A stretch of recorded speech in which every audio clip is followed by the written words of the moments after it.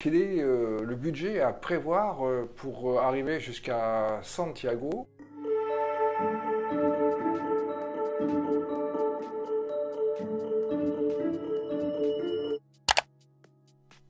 Bienvenue sur Robins Camino, la chaîne dédiée au chemin de Compostelle. N'hésitez pas à laisser un petit pouce bleu et à vous abonner pour être averti des nouvelles vidéos.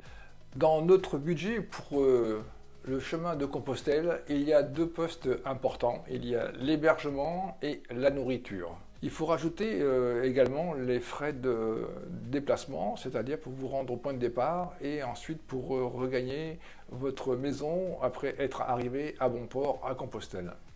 Un élément très important également pour le budget, c'est le nombre d'étapes que vous allez effectuer. Votre choix du budget va reposer également sur le premier poste, l'hébergement, soit en dur, soit sous toile de tente en bivouac. La nourriture, l'alimentation, ce qui a changé, c'est que dorénavant, il est plus compliqué de faire la cuisine dans les auberges. Vous avez un micro-ondes et juste de quoi faire réchauffer quelque chose, mais plus la même facilité de cuisiner avec poêle et casserole. Il faut savoir qu'en Galice, plus de vaisselle, plus de casserole dans toutes les auberges municipales de Galice. Vous allez soit en auberge municipale, dont les prix sont très faibles, entre 5 et 10 euros, et également où vous avez les auberges privées, où là c'est plutôt du 15 voire 20 euros, et également vous avez des hostels et également les hôtels.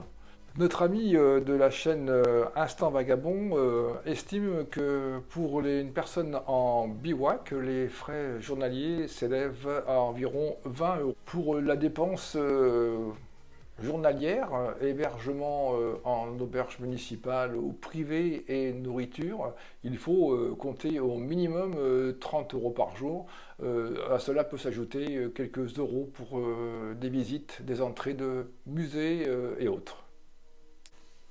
Pour l'hébergement, il est également important que vous vous reposiez complètement, physiquement et également au niveau du sommeil, car les journées sont quelquefois difficiles, quelquefois plus douces, mais il est important que vous n'accumuliez pas de fatigue. C'est-à-dire qu'il faut récupérer chaque jour, vous récupérez de votre fatigue de la journée. Alors, une petite mention pour les gens qui sont en couple, eh bien, quelquefois, entre les lits en dortoir dans ces auberges privées, dans les auberges privées aux environs de 15 à 20 euros, quelquefois, si cette auberge privée dispose de chambres particulières, il peut être aussi intéressant, ne serait-ce que pour déballer votre sac et avoir un espace un peu plus privé, eh bien il peut être préférable de prendre une chambre comme ça à 30 euros que de payer en dortoir 2 fois 15.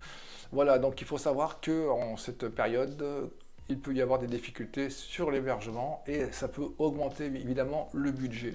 Alors une petite mention pour les auberges Donativo, bien souvent privées, ces personnes qui tiennent ces auberges, vous devez les aider en laissant un montant qui correspond un minimum aux auberges municipales et au prix que vous auriez payé. Et également pour le repas. Il ne s'agit pas de faire des économies dans un donativo, des économies d'hébergement et de budget. Au contraire, il faut remercier ces gens qui ont ouvert des auberges, bien souvent d'un grand secours dans les endroits où il n'y a pas forcément une auberge municipale. Donc il faut vraiment payer le prix normal et ne pas être radin et ne pas faire des économies sur cette étape-là. Au contraire, vous aurez en retour un chaleureux accueil. Pour les hébergements, il faut savoir que les auberges et les hôtels également ouvrent sur des saisons. Donc notamment la saison large, c'est de avril jusqu'au fin octobre.